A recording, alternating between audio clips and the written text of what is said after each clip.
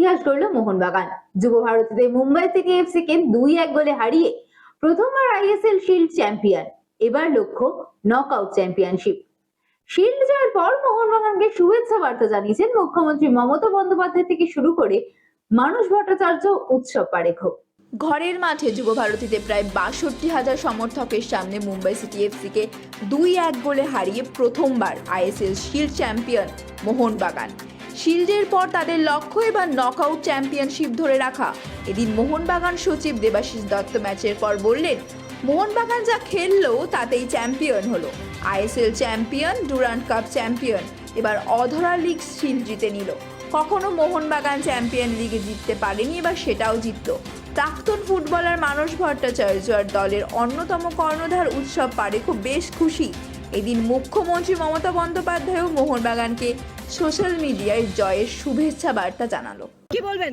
মোহনবাগান যাই খেলছে তাই চ্যাম্পিয়ন হচ্ছে। ডুরান্ড খেলেছে, চ্যাম্পিয়ন হয়েছে। মধ্যখানে একটা টুর্নামেন্ট, আমাদের কোনো প্লেয়ারই ছিল না, সেটা আমরা তাই জন্য ওইটাই গুরুত্বই হয়নি। আর তারপরে আবার ISL league shield, Mohun Bagan champion. Mohun Bagan যে ভারতবর্ষের সেরা দল এবং পরপর কন্টিনিউয়াস, গত বছর আইএসএল চ্যাম্পিয়ন, এবছর league shield champion, Durand champion. আমার মনে হয় এইরকম উইনিং স্ট্রিক মোহনবাগানের বহু বছর পরে এসছে এই সাফল্য, এবং আমি এর জন্যে ধন্যবাদ দেবো সঞ্জীব গোয়েঙ্কাকে এবং পুরো team management as well as the coach and the players. আমি আগের দিনও বলেছিলাম যে হাবাসের ইনক্লুশন একটা বড় চেঞ্জ এনেছে। তো হাবাসের কৃতিত্ব এবং প্লেয়ারদের, অনেকে কামিন্সকে খুব খারাপ বলেছিল। আপনি যদি কামিন্সের গড় গোল দেখেন, প্রত্যেক ম্যাচে ওর গোল আছে। তো সেই জন্যে আমাদের মোহনবাগান বোম্বেকে আজকে এইভাবে 2-1 গোলে পর্যদস্ত করে হারিয়ে চ্যাম্পিয়ন হয়েছে, এটা অত্যন্ত গর্বের। এবং আমরা প্রথমবারের জন্য চ্যাম্পিয়ন্স লিগ খেলছি। First time Mohun Bagan champions league খেলছে। এত বছর মোহনবাগান কোনদিন চ্যাম্পিয়ন্স লিগ খেলতে পারেনি। এএফসি কাপ খেলেছে, কিন্তু চ্যাম্পিয়ন্স লিগ কিছু উৎসবের আয়োজন করা হচ্ছে এই বিষয় নিয়ে। কাপ তাবুদের আজকে এই সবেমাত্র জিত হলো, আমি আলোচনা করেছি। কালকে আমি পরবর্তী যে আমাদের কী কী প্ল্যানিং সব কালকে আমরা জানাবো। খেয়ে গেলাম, কিন্তু সব মানে থ্রুআউট দ্য ম্যাচ আমরা এবছরে আপনারা এএফসি কাপের জন্য দল গড়েছিলেন, সামনের বছর এর চেয়ে উঁচু টায়ার এএফসি চ্যাম্পিয়ন্স লিগ, তাহলে কি আরও শক্তিশালী মোহনবাগান দল?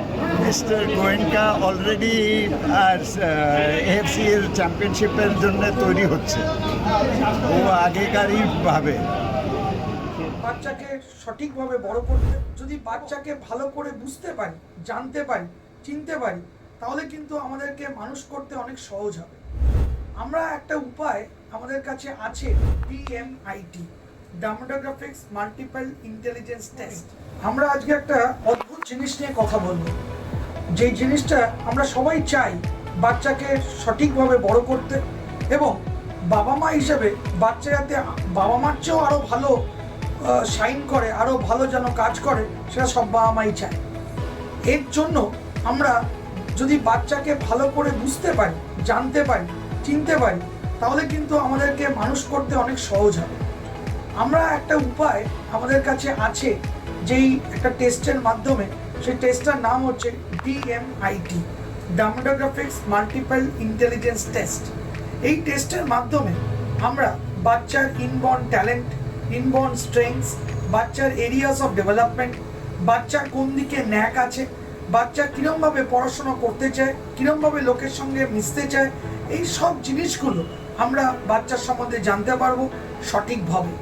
যদি আমরা এটা জানতে পারি, তাহলে আমরা বাচ্চাকে সেই রকমভাবে তৈরি করতে পারবো, এবং তৈরি করতে পারলে বাচ্চা ভালো ফল করবে, শুধু পরীক্ষায় না, জীবনও সে ভালো করে দাঁড়াবে, যেটা সব বাবা মার ইচ্ছে।